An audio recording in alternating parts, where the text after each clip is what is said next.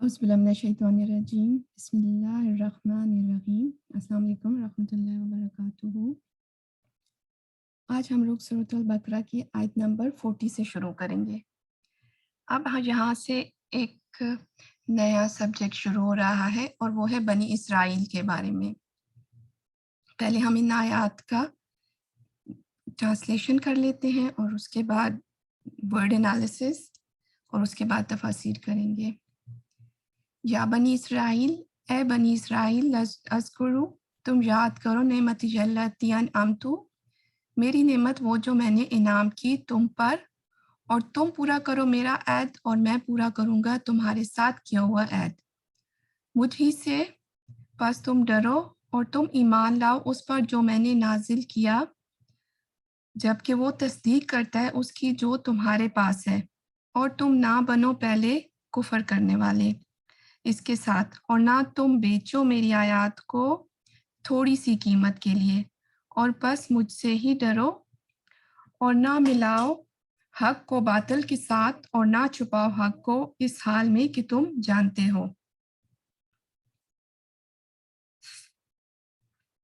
या बनी, बनी बेसिकली बेटों को कहते हैं, या जो है वो मुखातिब करके कहा जा रहा है। इसराइल, ये इस्र और ईल दो वर्ड से मिलकर बना है। इसराइल अब्रानी ज़बान का लफ्ज़ है। इसर का मतलब बंदा और ईल का मतलब इला, यानी कि अल्लाह के बंदे। इसराइल का मतलब है अल्लाह का बंदा, अब्दुल्ला बंदा खुदा, जो कि हज़रत याकूब अलैहिस्सलाम का लक़ब था। आगे अज़कुरु, ये जिक्र, जाल काफ और रा इसका रूट वर्ड है जिसका मतलब होता है याद करना। वाव अलिफ जो इसके एंड में है वो इसको जमा का सीगा बना रहा है। नेमती, नेमतिया, मेरी नेमत। आइन मीम, नून आइन और मीम इसका रूट वर्ड है। बख्शिश या कोई फेवर जब किसी को दिया जाता है, और ये छोटी ये जो एंड में इसके साथ अटैच की है उसका मतलब होता है मेरी। अल्लती, वो जो, अनअमता, अगेन इसका अनअमतु, तू जो है वो मैं के लिए यूज हो रहा है, एंड में जो थे और पेश होता है टू, और रूट वर्ड इसका नेमतिया का है, नून आइन और मीम, बख्शिश या कोई फेवर करना किसी को। अलय कुम, दो वर्ड हैं। अलय का मतलब होता है ऊपर या पर, और कुम मुखातिब जो होता है उसके लिए तुम, जिसको मुखातिब किया जाता है, यानी कि बनी इसराइल को, अलैकुम तुम पर, व ऊफू और तुम पूरा करो। वाव जो है वो और के लिए है, और एंड में वाव अलिफ मतलब जमा का सीगा है, ज्यादा लोगों से ये आयत के पूरे करने की बात हो रही है। और इसका मेन रूट वर्ड जो है वो वाव, फे और ये से है। जैसे उर्दू में भी हम कहते हैं वफा करना, तो किस चीज को वफा किया जाता है? किसी आयत को, कोई मन्नत या कोई शर्त लगी हो तो उसको वफा करना और पूरा करना, जो कहा गया हो उसके मुताबिक उस पर अमल भी करना। बेअहदी, एंड वाली ये जो है इसमें वो मेरे के लिए यूज हुई है, और दरमियान में रूट वर्ड है आइन, हा और दा, और बे ताकीद के लिए यहाँ पे यूज हो रही है। इसका ट्रांसलेशन में हम इसका मतलब नहीं करेंगे, लेकिन इसका मतलब होता है कि एक चीज पर स्ट्रेस दिया जा रहा है, ताकीद के लिए यूज हो रही है। ऊफी, इसमें भी वही है, आयत की वाव फे और ये इसका रूट वर्ड है, मैं पूरा करूंगा। बेआदी कुम, आहद मेन वर्ड है, बे जो है वो ताकीद स्ट्रेस के लिए, और कुम मुखातिब से बात की जा रही है, तुम्हारे साथ किया हुआ ऐद। व या व इया, जैसे व इया का हमने पहले पीछे पढ़ा था, वैया का नाबुदो वैया का नस्ताइन, व इया या जो है वो मुझ ही से, वैया का आपसे, लेकिन व इया या और मुझ ही से।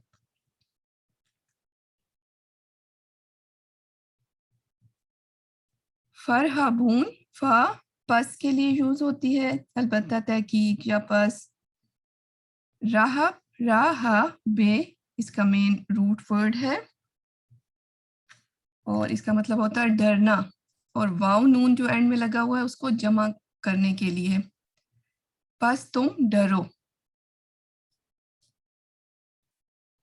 وآمنو ہم نے پیچھے بھی پڑھا ہوا ہے، اور تم ایمان لاؤ.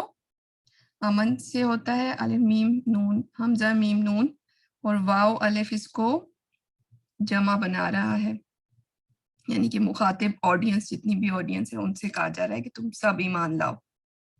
بما بے اور ماں کا مطلب جو، اس پر جو. انزل تو میں کے لیے یوز ہو رہا ہے اینڈ والا، اور درمیان میں جو ہے نون زال اور لام، مطلب کسی چیز کا اوپر سے نیچے آنا، نازل ہونا. انزل تو میں نے نازل کیا. مصدقن صدق سے، سواد دال اور کاف اس کا روٹ ورڈ ہے. مصدقن تصدیق کرنا کسی چیز کی. لما لام اور میم اس کے ساتھ ہے، لے تمہارے لیے جو ہوتا ہے اس کی جو، لما تمہارے پاس ہے، یعنی کہ معاکم کم تمہارے لیے، اور معا ساتھ کے لیے. بما بھی جیسے یوز ہوتا ہے اس میں بھی، تو معاکم تمہارے پاس یعنی کہ جو ہے.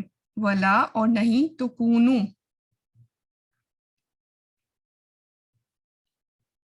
اور نہ تم بنو.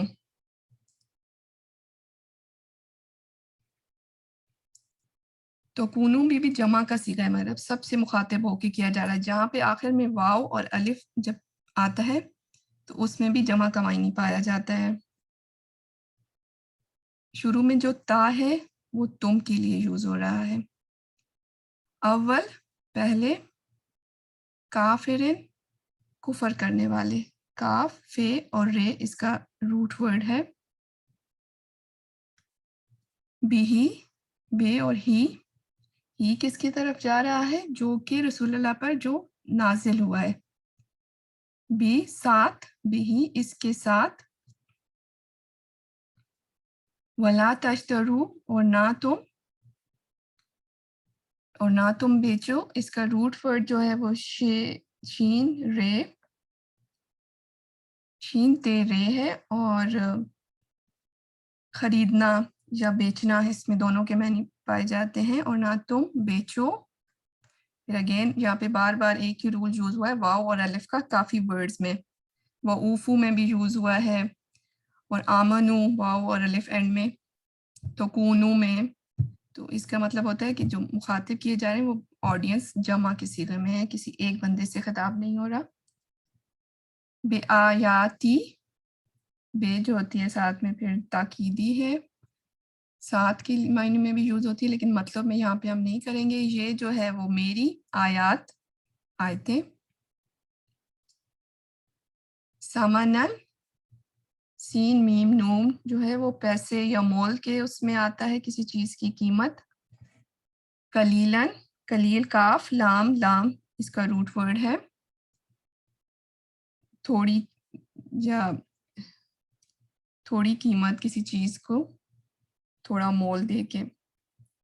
وَإِيَّايَ اور مجھ ہی سے، اگین وہی وَإِيَّا کا جیسے ہوتا ہے، کا ہو تو آپ سے اور یا ہے تو مجھ سے. فَاتَّقُونَ فا جو ہے وہ پس، آگے جو ہے وہ واو کاف اور جے اس کا روٹ ورڈ ہے. ڈرنا، واو نون جو ہے وہ پھر اگین اس کو جمع کا صیغہ بنا رہا ہے. فَاتَّقُونَ پس تم ڈرو، تم سب ڈرو. ولا اور نہیں، تلبسو لام بے اور سین لباس جس طرح ہوتا ہے تو یہ ہے کسی چیز کو چھپانا یا ڈھانپنا یا مکس کر دینا، ایسے دو چیزوں کو آپس میں مکس کر دینا کہ وہ الگ الگ، جسے اچھائی اور برائی کو مکس کر دینا اور گرے ایریا میں آ جاتی ہے. اچھائی کیا ہے برائی کیا ہو پتہ نہیں چلتا، تو کسی چیز کو غلط ملط کر دینا، گڑمٹ کر دینا کہ وہ واضح نہ رہے کہ اصل بات کیا ہے اس میں. اور تے جو ہے وہ پھر اگین مخاطب کے لیے یوز ہو رہا ہے، اور واو اور الف جو اس کے اینڈ میں ہے پھر اس کو جمع کا صیغہ بنا رہا ہے. تلبسو اور نہ غلط ملت کرو. الحق حق کو جو کہ یونیورسل ٹروتھ ہوتا ہے, ثابت شدہ بات جو ہوتی ہے اس چیز کو یہاں پہ شرعی معنی میں لیا جا رہا ہے, جو کہ تمہارے پاس پہلے کتابوں میں جو اللہ کی طرف سے شریعت نازل ہو چکی ہے, جو حق نازل ہو چکا ہے, اس کو تم مت چھپاؤ, جو اس کو تم مکس اپ نہ کرو, اس طرح نہ بیان کرو کہ اچھائی اور برائی میں واضح فرق نظر ہی نہ آئے. بالباطل باطل کے ساتھ. بے توئیں اور لام اس کا روٹ ورڈ ہے. حق کے مقابلے میں باطل, مطلب حق جو ہے سچائی ہوتا ہے, باطل اس کے اپوزٹ چیز کو کہتے ہیں. وَتَکْتُمُوا, وہی اگین جہاں پہ بھی واو اور الف جو اینڈ میں ہے اس کو جمع بنا رہا ہے, واو اور تا جو ہے وہ مخاطب کے لیے ہے. اور تم مت چھپاؤ, کاف تے اور میم اس کا روٹ ورڈ ہے بیچ میں.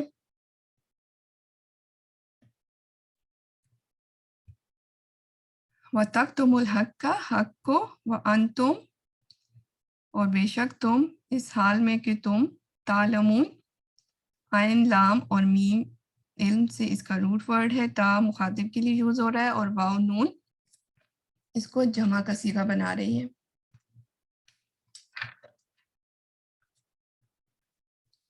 اوکے, اب ہم لوگ اس کی تفسیر کی طرف جاتے ہیں. انہی 3 آیات کی ہوپ فلی اگر کمپلیٹ ہو گیا تو پھر ہم آگے بھی اور آیات کر لیں گے. اب یہاں پہ ایک قوم کا ذکر ہو رہا ہے جن پر پے در پہ کافی عرصے تک پیغمبر آتے رہے تھے. تقریباً 4000 پیغمبر اس قوم میں آئے, اور ان کا شروع جو ہے حضرت ابراہیم سے شروع ہوا تھا, اور حضرت عیسیٰ جو تھے وہ لاسٹ پیغمبر تھے جو بنی اسرائیل جن کو کہا جا رہا ہے اس قوم کے, اور تقریباً 4000 پیغمبر ان پہ آئے تھے. اب اصل میں قرآن کی تھوڑی سی ہمیں پیچھے سے ترتیب دیکھنی چاہیے کہ سورۃ بقرہ میں شروع میں ہمیں بہت واضح طور پر متقین لوگوں کے بارے میں بتایا کہ ان کی کوالٹیز کیا ہیں, کس طرح کے لوگ ہیں, اور ان کے لیے آخرت میں انعام کیا ہے. وَلَا خَوْفٌ عَلَيْهِمْ وَلَا هُمْ يَحْزَنُونَ, یہ ہم کافی دفعہ ڈسکس کر چکے ہیں. کافرین کا پھر بتایا, اور ان کے لیے ان کی طریقے بتائے کہ وہ کیا کرتے ہیں, اور ان کے لیے عذاب عظیم, اللہ سبحانہ وتعالیٰ نے کہا کہ ان کے لیے دردناک عذاب ہے. تھرڈ نمبر پہ جن لوگوں کا ذکر ہوا ہے وہ کچھ درمیان کے لوگ ہیں, متقین اور کافرین کے مڈل. وہ کون تھے؟ منافقین. اور ان کے بارے میں اللہ سبحانہ وتعالیٰ نے بہت ڈیٹیل سے ہمیں بتایا, مختلف مثالیں بھی دے کر, اور اس کے علاوہ عملی منافق کون ہوتے ہیں اور اعتقادی منافق. ہماری ایک بہت بڑی غلط فہمی بھی دور ہوئی کہ صرف مان لینا ہی کافی نہیں ہے, بلکہ منافق تو منافق ہی ہے, اعتقادی ہوگا تو وہ اس کی بھی سزا وہی تھی, عذاب علیم, جو ہمیں منافقین کی سزا سنائی تھی اللہ سبحانہ وتعالیٰ نے. تو اگر عملی منافق ہے یا اعتقادی منافق ہے, سزا تو دونوں کے لیے. عملی منافق جو ہے کہ عمل نہیں کرتا لیکن عقیدے کا پکا ہے, جیسے کہ سب سے بڑی چیز ہے نماز. اگر وہ اصل میں ہم لوگ کوتاہی نماز میں کرتے ہیں اکثر ہم میں سے, تو یہ تو ایک بات تھی کہ اللہ سبحانہ وتعالیٰ نے پہلے ڈیٹیل میں ہمیں لوگوں کی ٹائپس کے بارے میں بتایا. پھر ہم حضرت آدم اور شیطان کا, ابلیس کے قصے سے ہم نے ایک جان لیا کہ ہم اس دنیا میں آنے کا مقصد کیا ہے. پیغمبر آئیں گے, ہم نے ان کی تعلیمات کو ماننا ہے, ان کا ساتھ دینا ہے, اور حق اور باطل کے درمیان جو بھی لڑائی ہے, حزب اللہ اور حزب الشیطان میں سے ہم نے حزب اللہ کا ساتھ دینا ہے, عمل بالمعروف کرنا ہے اور نہیں عن المنکر کرنا ہے, اور خود جو شریعت کے احکامات ہیں ان پر چلنا ہے. اب اس قوم کا ذکر ہو رہا ہے اور ہمیں مثالیں دے کر بتایا جا رہا ہے کہ جو پیچھے کوالٹیز تھیں ان لوگوں نے اس شریعت پر کس طرح عمل کیا ہے, اور پھر اس کی وجہ سے انہیں کیا کیا سزائیں دی گئی ہیں. تو وہ ہم ابھی کافی زیادہ اب آگے تک آیات جو ہیں تقریباً اس سے آگے 14 رکوع تک دوسرے سپارے میں بھی کچھ اس میں چلیں گی. تو یہ سارے بنی اسرائیل کے کچھ واقعات ہیں کہ انہوں نے کس طرح سے اللہ کی نافرمانی کے کام کیے, نبیوں کو بھی قتل کیا اور ناشکری کی, تو پھر ان پر کس کس طرح کے ساتھ ان کو سزائیں ملتی رہیں. بنی اسرائیل تھے کون؟ تو وہ میں نے بتایا کہ وہ حضرت یعقوب علیہ السلام کا لگتا. تو ان کا تھوڑا سا پہلے بیک گراؤنڈ دیکھ لیتے ہیں کہ حضرت ابراہیم سے اللہ سبحانہ و تعالیٰ نے ان کو ایک امام چنا اور پھر ان سے ایک وعدہ کیا کہ آپ کی نسل میں نسل در نسل انبیاء آئیں گے. تو ہم نے یہ ایک حضرت ابراہیم کی دعا آگے ہے وہ پڑھیں گے کہ جس میں حضرت ابراہیم نے پوچھا تھا اللہ سبحانہ و تعالیٰ سے کہ کیا یہ جو آپ وعدہ کر رہے ہیں کہ میری ذریت میں کو بھی امامت کا ایک منصب ملے گا اس دنیا میں، تو کیا یہ سب کے لیے وعدہ ہے؟ تو اللہ سبحانہ و تعالیٰ نے کہا تھا کہ جو نیک ہوں گے ان کے لیے ہے، لیکن ظالموں کے لیے میرا یہ وعدہ نہیں ہے. تو اللہ کی نعمتوں کا جو اس دنیا میں وعدہ ہے وہ ڈیپینڈ کرتا ہے کہ ہم اللہ کے احکامات پر چلنے والے ہیں کہ نہیں. تو خیر ہم دیکھتے ہیں کہ حضرت ابراہیم کے 2 بیٹے تھے، حضرت یعقوب اور حضرت اسماعیل علیہ السلام. تو جب رسول صلی اللہ علیہ وسلم مدینہ آئے تو مدینہ کی سائڈوں پہ یہودیوں کے کافی قبیلے تھے. اس کے علاوہ خیبر کے اندر ان کی اپنی حکومت بھی قائم تھی. تو جو رسول صلی اللہ علیہ وسلم کا ان کے ساتھ معاہدہ ہوا تھا تو اس میں باقی مشرکین مکہ کے ساتھ بھی ہوتا، تو اس کے اندر یہود بھی شامل تھے. جب حضرت یوسف علیہ السلام کا دور تھا، حضرت یعقوب کے بیٹے تھے حضرت یوسف علیہ السلام جو کہ مصر آ گئے تھے. پہلے حضرت یعقوب اور بنی اسرائیل جو تھے وہ فلسطین میں تھے، لیکن حضرت یوسف علیہ السلام کے دور میں حضرت یوسف نے سب کو وہاں پہ بلا لیا تھا اور حضرت یوسف کو وہاں کی مصر کی سلطنت مل گئی تھی. تو اس میں کافی دور تک یہ کافی عرصے تک یہ بہت باعزت زندگی گزارتے رہے تھے بنی اسرائیل. لیکن آہستہ آہستہ ان کے اپنے ظلم، کفر اور شرک کی وجہ سے ان کے اندر جب بہت بگاڑ آیا اور یہ کافی پستی میں چلے گئے. فرعون کے دور میں، جو کہ جس دور میں حضرت موسیٰ اور حضرت ہارون علیہ السلام آئے تھے، اس دور میں یہ بہت زیادہ جو ہے وہ ایک غلامی کی زندگی گزار رہے تھے. پھر ہم مختصر اس کو انٹروڈکشن دیکھ رہے ہیں. تو پھر حضرت موسیٰ علیہ السلام کے ساتھ ان کو فرعون سے نجات دلائی گئی اور ان کو دریا پار کرایا گیا اور فرعون کی قوم وہیں پہ دریا میں ڈوب گئی. پھر جب یہ واپس دریا پار کے گئے تو وہاں ان کو کہا کہ اب تم اپنی بستی میں واپس چلے جاؤ، جو کہ فلسطین کی بستی تھی. لیکن انہوں نے کہا کہ وہاں پر تو بہت جو ہے وہ ایک بہت طاقتور قوم کا غلبہ ہے، تو ہم نہیں جائیں گے. اگر لڑنا ہے تو موسیٰ اور جا کے اس کا خدا لڑیں. انہوں نے لڑنے سے انکار کر دیا. تو اس پر جو ہے وہ ان کو سزا دی گئی اور وہیں صحرا میں انہیں ایک بہت لمبے عرصے تک رکھا گیا. وہیں حضرت موسیٰ علیہ السلام کی بھی وہیں پہ وفات ہو گئی. پھر ان کی جنگ ہوئی اور پھر یہ فلسطین میں واپس آئے. وہاں پر ان کو بادشاہت بھی ملی. حضرت داؤد علیہ السلام اور حضرت سلیمان علیہ السلام کا دور میں ان کو بہت عروج ملا، جو کہ تقریباً 100 سال کا دور تھا ان کا اور بہت عروج کا دور تھا. بہت ہی بہترین سلطنت تھی. حضرت سلمان کو جیسی سلطنت ملی ویسی کسی اور کو بھی نہیں ملی. پھر ان پہ دوبارہ سے زوال آیا. ان کی علماء جو تھے وہ حق کو چھپانے لگ گئے اور صحیح بات نہیں بتاتے. ان میں شرک، کفر، فرقہ بازی پھر سے دوبارہ سے آنا شروع ہو گیا اور ان کے عوام میں بھی سچی باتیں نہیں پہنچتی تھی، حق بات بیان نہیں کرتے تھے یہ علماء جو تھے ان کے. پھر کیا ہوا کہ جب قرآن پاک نازل ہوا تو جو مشرکین مکہ تھے یا جو بھی مدینہ کے لوگ تھے اور مکہ کے لوگ تھے، ان کو یہ امی کہتے تھے، کیونکہ ان کے اندر بہت زیادہ پیغمبر آ رہے تھے اور ان کو دین کے بارے میں بہت علم تھا. ان پر زبور، انجیل، تورات، یہ تینوں کتابیں جو تھیں ان پر نازل کی گئی تھی. تو یہ اپنے آپ کو علم والے، اہل کتاب بھی ان کو کہا گیا تھا کہ کتاب والے تھے. تو یہ اپنے علم اور بڑائی اور تکبر میں مبتلا ہو گئے تھے. یہ سمجھتے تھے کہ یہ کوئی بڑی اعلیٰ نسل کے لوگ ہیں جس کی وجہ سے انہیں اتنا علم اور اتنی بلندی ہوئی ہے اور ان کے اتنی بادشاہت اور اتنی اعلیٰ درجے کی سلطنت انہیں ملتی رہی ہے. لیکن اصل میں یہ اللہ کا فضل تھا، جو کہ ہمیں قرآن پاک میں کافی آیات سے پتہ چلتا ہے. تو پھر کیا تھا، یہ عربوں کو امی کہتے تھے، یعنی کہ ان پڑھ. اور یہ انتظار کر رہے تھے، اور یہ مدینہ اور اس ایریا میں آ کر آبادیاں بھی آہستہ آہستہ ان کی ہونا شروع ہو گئی تھی، کیونکہ ان کی اپنی کتابوں میں یہ مینشن تھا کہ جو آخری نبی آئیں گے وہ اس ایریا میں آئیں گے، تو ان کو یہ لگ رہا تھا کہ وہ نبی جو آئیں گے وہ ان کے اندر آئیں گے، اور وہ انتظار کر رہے تھے اور لوگوں کو بھی بتاتے تھے۔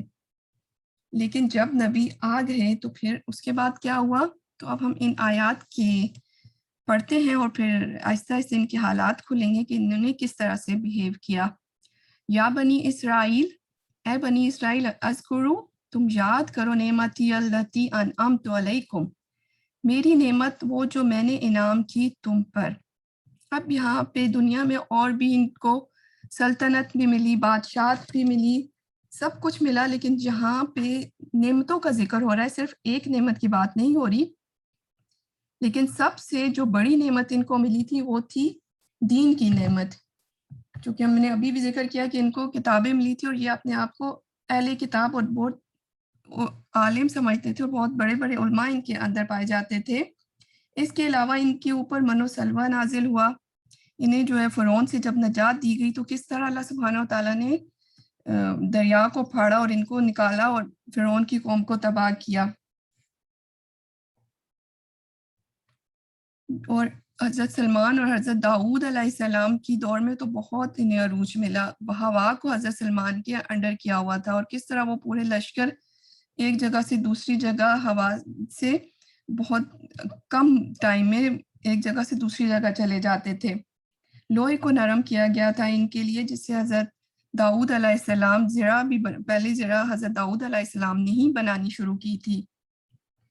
اور کس طرح ایک شخص جو حضرت سلیمان علیہ السلام کے دربار میں بیٹھا ہوا تھا اور ملکہ سبا کا جو تخت تھا پلک جھپک میں وہ تقریباً 1000 کلومیٹر دور تھا، اس کی جہاں پہ ملکہ سبا کا جو حکومت تھی وہ ایریا، اور پلک جھپک میں وہ تخت ٹرانسفر ہوا۔ آج کے دور میں بھی سائنس اتنی ترقی کر چکی ہے، لیکن کوئی سالڈ چیز اس طرح پلک جھپک میں ہوائی جہاز پہ بھی 1000 کلومیٹر اس طرح نہیں طے ہوتا کہ آپ ایک سیکنڈ کے بھی چھوٹے حصے میں جو ہے وہ ٹرانسفر کر لیں چیزیں، تو اتنا عروج اور اللہ تعالیٰ نے اپنی طرف سے علم عطا کیے ہوئے تھے اس دور میں۔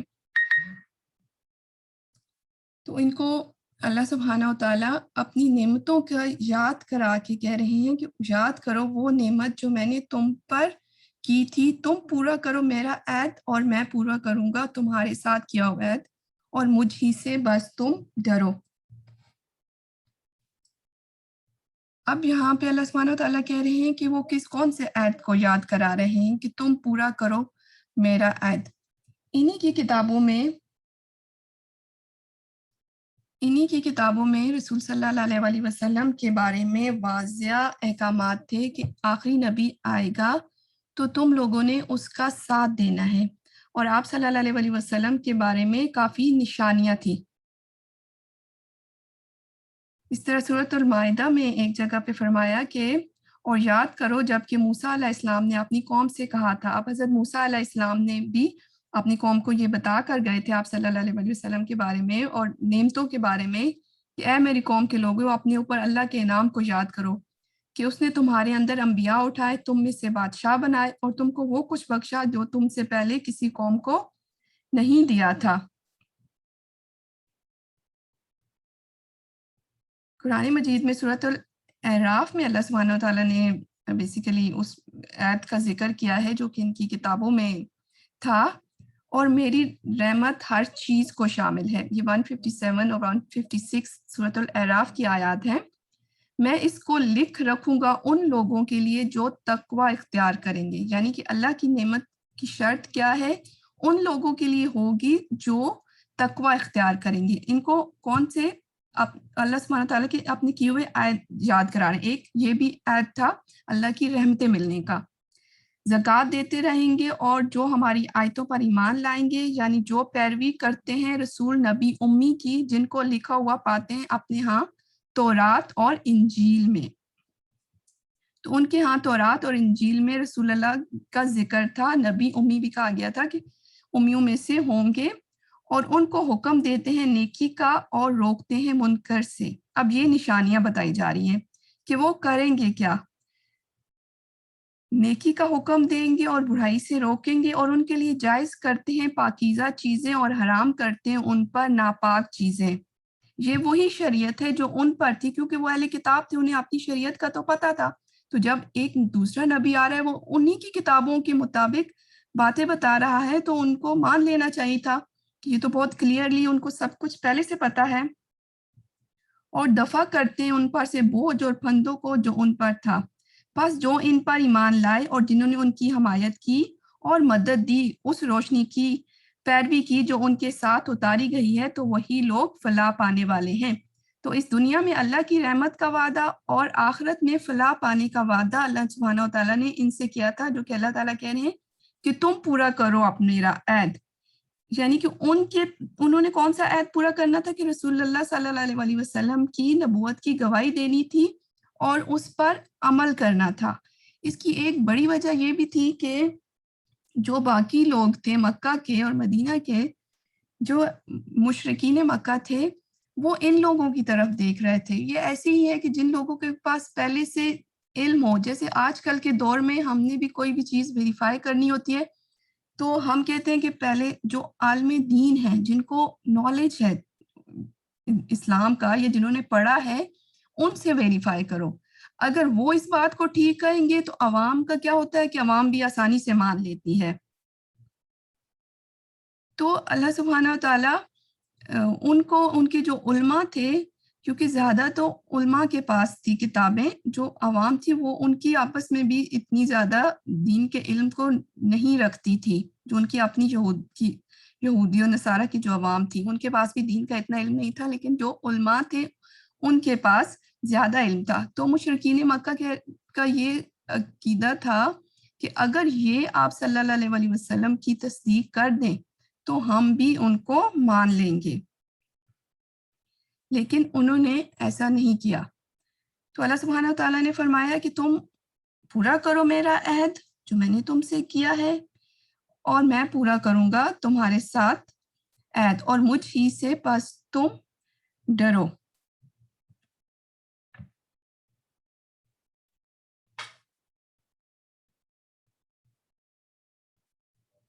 اب اللہ سبحانہ وتعالیٰ نے کہا کہ مجھ ہی سے ڈرو، تم اپنے مذہبی، اب یہ ایک عوام سے بھی خطاب ہو سکتا ہے، وہ اپنے علماء دین اور ان کو دیکھ رہے تھے۔ تو اگر علماء دین تصدیق نہیں کر رہے تو جو عوام تھی ان کو بھی اللہ کی ڈر اپنے پاس رکھنا چاہیے، اور کچھ نالج جو ہے، کچھ نشانیاں عوام کے پاس بھی تھیں، تو وہ اپنے ویریفائی کر کے وہ خود ہی دین کو مان لیتے جو آپ صلی اللہ علیہ وسلم کی طرف نازل ہو رہا تھا۔ تو جیسے حضرت سلمان فارسی جو تھے، وہ رسول صلی اللہ علیہ وسلم کے پاس جب آئے تو انہوں نے دیکھا کہ صدقہ پیش کیا اور ان کو تحفہ دیا۔ وہ یہ ویریفائی کرنا چاہتے تھے کہ جو آخری نبی ہوں گے وہ صدقہ نہیں لیں گے، آپ صلی اللہ علیہ وسلم صدقہ نہیں لیتے تھے لیکن تحفے قبول کرتے تھے۔ تو اس پر کہ اگر اس نے صدقہ نہیں لیا تو اس کا مطلب کہ یہ سچا نبی ہے۔ تو آپ صلی اللہ علیہ وسلم نے صدقے کو قبول نہیں کیا، تو ان کی عوام میں سے بھی کچھ حق پرست جو صالح لوگ تھے اور حقیقت کو ماننے والے تھے، اور انہوں نے دیکھ لیا کہ آپ صلی اللہ علیہ وسلم سچے نبی ہیں، تو وہ خود ہی کہ آپ صلی اللہ علیہ وسلم کا ساتھ دے رہے تھے اور ایمان قبول کر رہے تھے۔ لیکن اگر علماء جو اس دور کے بڑے لوگ تھے، ان سے کیا ہوتا کہ زیادہ اسلام کو طاقت ملتی، اور جو مشرکین مکہ تھے وہ بھی جو ہے وہ ان کو دیکھ کے وہ بھی زیادہ اسلام کا ساتھ دیتے، لیکن اس دور کے جو بڑے عالم تھے انہوں نے نہیں مانا، ان کی اپنے مفادات کی وجہ سے ہو، جو کہ ہم آگے پڑھیں گے۔ نیکسٹ آیت پہ چلتے 41۔ وَآمَنُوا بِمَا أَنزَلْتُ، اور تم ایمان لاؤ اس پر جو نازل کیا، جبکہ وہ تصدیق کرنے والا ہے۔ یعنی کہ جو تمہارے پاس جو نازل ہوا ہے، اگر تم اس نبی پر ایمان لے آؤ گے تو یہ تو وہی باتیں بتا رہا ہے، کوئی نئی بات تو نہیں بتا رہا۔ شریعت تو جو تورات تھی وہ قانون تھی بیسیکلی، اس میں تو ساری شریعت کی باتیں تھی، تو وہی شریعت، نماز، روزہ، زکوٰۃ، حج، امر بالمعروف، نہی عن المنکر، حقوق اللہ، حقوق العباد، ساری تو وہی باتیں ایک دوسرے کی تصدیق کر رہی ہیں۔ تو اگر تم لے آؤ گے تو اس سے تمہاری اپنی عزت بھی بڑھے گی، اور تمہاری اپنی جو کتاب ہے تورات اور انجیل، جو اور لوگ ہیں وہ اور اس کی اتھینٹسٹی پر بلیو کریں گے، جو جبکہ وہ تصدیق کرنے والا ہے اس کی جو معاکم تمہارے پاس ہے، وَلَا تُكُونُوا أَوَّلًا كَافِرٌ، اور تم نہ بنو کفر کرنے والے۔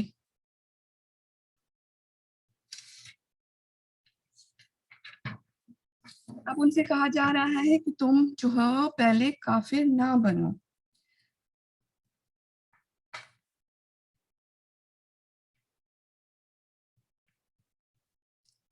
اب پہلے کافر بننے سے کیا مراد ہے؟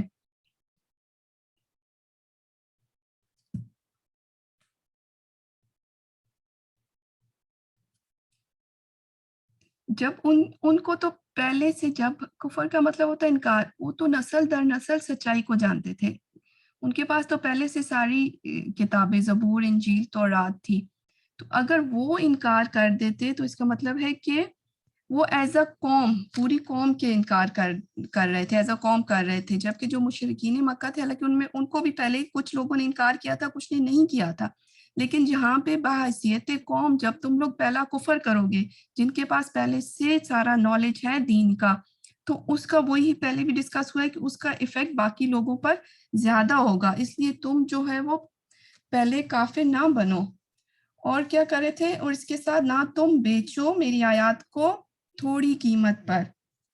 اب یہاں پر آیات بیچنے کا کیا مطلب ہے؟ اصل میں اس دور میں یہ ہو رہا تھا کہ جیسے سیم وہی حال ہے جس طرح کے آج کل کے دور میں ہے، تو کیا ہوتا ہے کہ ایک عالم ہوتا ہے، لوگ اس سے فتوے لیتے ہیں، اسی کی باتیں مانتے ہیں، اسی کو زکوٰۃ خیرات دیتے ہیں، تو وہ دنیا کے ان کے فائدے ہوتے ہیں، جن کے پیچھے وہ پھر کہتے ہیں کہ ہماری عقیدت نہیں رہے گی، ہماری عزت نہیں رہے گی، اگر ہم اس نبی کو ماننا شروع کر دیں تو ہمارے تو سارے جو فالورز ہیں، ہمیں جو عقیدت مند ہیں ہمارے، وہ تو سارے جو ہیں وہ ان نبی کے پاس چلے جائیں گے، تو ہماری کیا عزت ہوگی، ہمیں نہ تو دنیاوی طور پر کوئی فائدہ ملے گا۔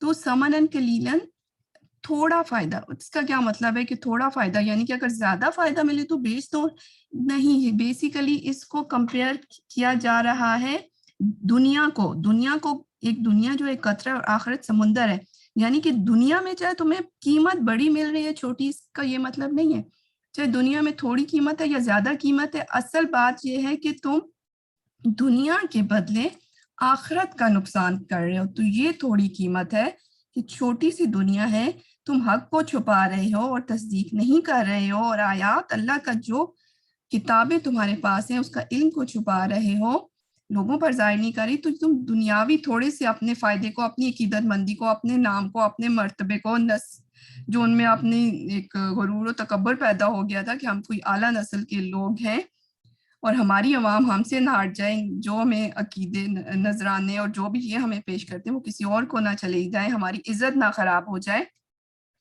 تو یہ جو دنیاوی، یہ ساری چیزیں دنیا کی تھوڑے فائدے سے کمپیریزن کیا گیا ہے کہ یہ تو تھوڑا دنیا کا فائدہ ہے، اور اس کے ساتھ تم کیا کر رہے ہو، آخرت کے بڑے فائدے کو نقصان میں ڈال رہے ہو۔ وَإِيَّايَ فَاتَّقُونِ، اور مجھ ہی سے تم پس ڈرو۔ وَلَا تَلْبِسُوا الْحَقَّ، اور نہ حلف مت کرو حق کو، یعنی کہ ایک تو یہ ہے کہ ایک تو جیسے جسم لباس ہوتا ہے، تلبسو حق کو حلف مت کرنا، ایک تو مکس کر دینا، ایک جان بوجھ کر حق کو چھپا لینا اور ظاہر نہیں کرنا، جیسے کہ علماء یہود جو ہے وہ اپنی عوام کو اور باقی سب کو سچائی نہیں بتا رہے تھے۔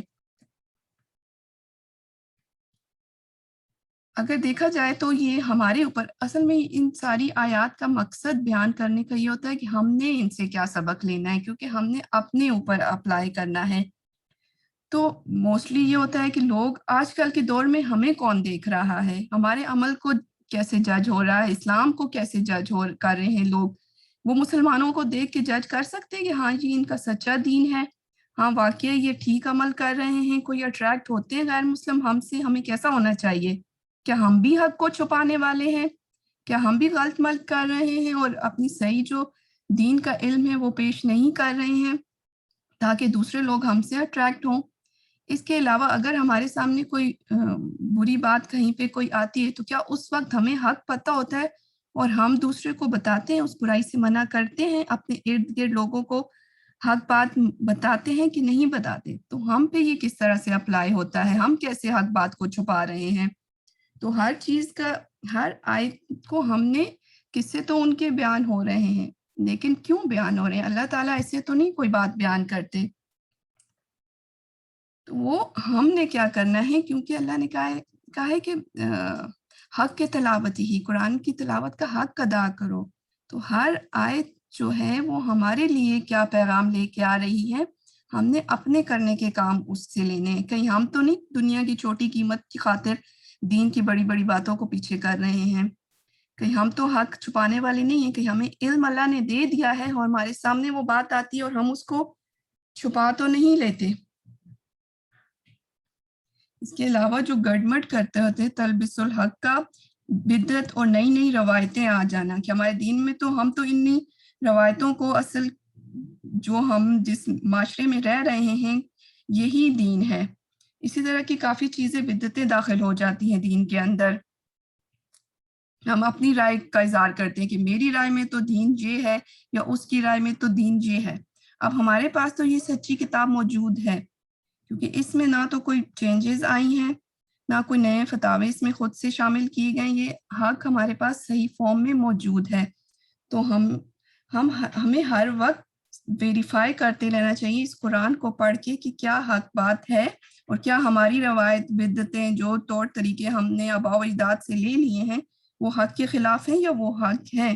تو یہ ہم پہ، ہماری رسپانسبلٹی بنتی ہے کہ ہم اپنے گمان کے مطابق چیزوں کو نہ دیکھیں بلکہ اللہ کے دین کے مطابق چیزوں کو دیکھیں اور نہ اس کو چھپاؤ، باطل کے ساتھ مت چھپاؤ. کہ کیا ہم حق بات چھپاتے ہیں جب ہمارے سامنے کسی وقت کوئی برا کام ہو رہا ہوتا ہے اور ہمیں پتہ ہوتا ہے کہ یہ برائی ہے، کیا ہم کوئی سٹیپ لیتے ہیں؟ ہم ہوتا کیا ہے جب ایک، ویسے تو آپ سب کے ساتھ جو ہے وہ سب اچھا ہو رہا ہوتا ہے، ہم کرٹسی میں کسی کو منع نہیں کرتے. علماء کے ساتھ بھی یہ ہوتا ہے کہ لوگ کہیں ان سے ہٹ نہ جائیں. وہ سم ٹائم یہ بات آ جاتی ہے کہ وہ ان کی خواہشات کے مطابق فیصلے کرنا شروع کر دیتے ہیں، لیکن یہ بہت بڑا گناہ ہے، ایسا نہیں کرنا چاہیے. حق بات، چاہے کوئی آپ کو دوست بنتا ہے نہیں بنتا، حق بات آپ نے ہر حال میں بتانی ہے، اس کو نہیں چھپانا. وَأَنْتُمْ تَعْلَمُونَ، حالانکہ تم جانتے ہو، جان بوجھ کر کوئی بھی حق کی بات نہیں چھپانی چاہیے. ہمیں سبق یہ ملتا ہے. تو کافی ٹائم، بہت 1 منٹ ہی رہ گیا، ہم جہاں پہ ختم کرتے ہیں. ربنا تقبل منا انک انت السمیع العلیم وتوب علینا انک انت التواب الرحیم.